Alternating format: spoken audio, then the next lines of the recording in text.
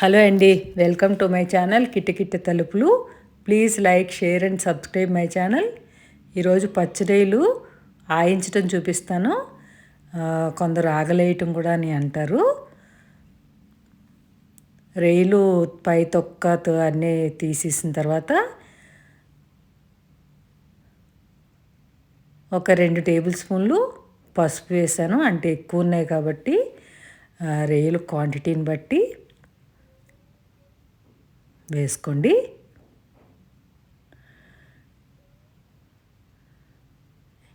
నేను ఎక్కువ ఉన్నాయి కాబట్టి 2 టేబుల్ స్పూన్లు వేస్తున్నాను. పసుపు బాగా పట్టించేసేయండి. కొందరు మజ్జిగ వేసి కడుక్కుంటారు, కొందరు ఉప్పు వేసి కడుక్కుంటారు. నాకైతే ఇలా పసుపు వేసి కడుగుతాం అలవాటు. 2 నిమిషాలు అలా ఉంచేసేయండి. ఉంచిన తర్వాత బాగా నీళ్ళు ఎక్కువ వేసి 4 సార్లు బాగా కడిగేసుకోండి.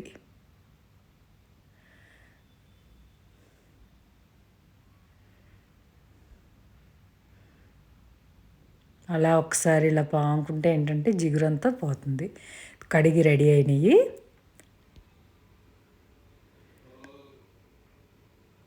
ఇప్పుడు ఇది స్టవ్ మీద పెడుతున్నాను.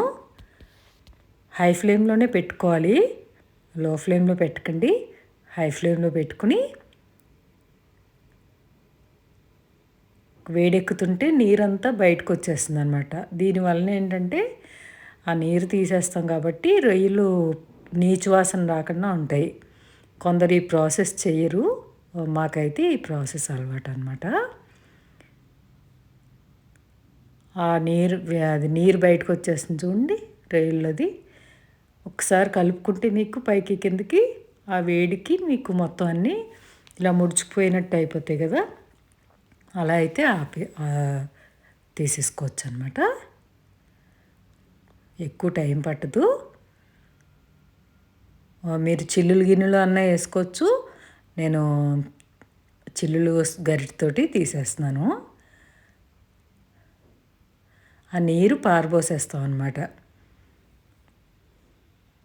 మొత్తం అన్నీ అలా తీసేసుకోండి.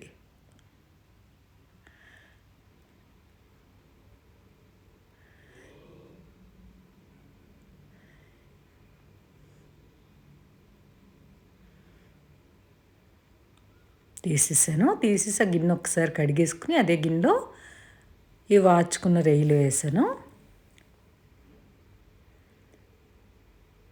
వేసి మళ్ళీ స్టవ్ వెలిగించుకోండి. మళ్ళీ హైలోనే పెట్టుకోండి, మరీ సిమ్లో పెట్టకండి. 4 టేబుల్ స్పూన్లు నూనె వేసాను. రొయ్యలు ఎక్కువ ఉన్నాయి కాబట్టి 4 టేబుల్ స్పూన్లు వేసాను. తక్కువ ఉంటే తక్కువ వేసుకోవచ్చు అనమాట. పసుపు,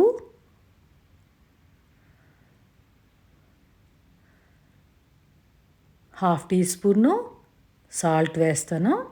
మీరు కూర వండుకున్నప్పుడు ఏంటంటే రొయ్యల్లో సాల్ట్ వేసాం కాబట్టి చూసి వేసుకోండి. ఇప్పుడు 1 టీ స్పూన్ కారం వేస్తున్నాను.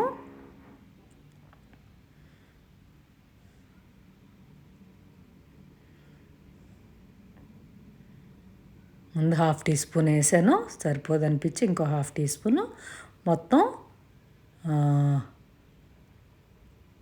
1 టీ స్పూన్ కారం అనమాట. ఇది సాల్ట్ వేసాం కాబట్టి మళ్ళీ వాటర్ వస్తుంది. అలా హై ఫ్లేమ్లోనే నీరంతా లాగేనివ్వండి.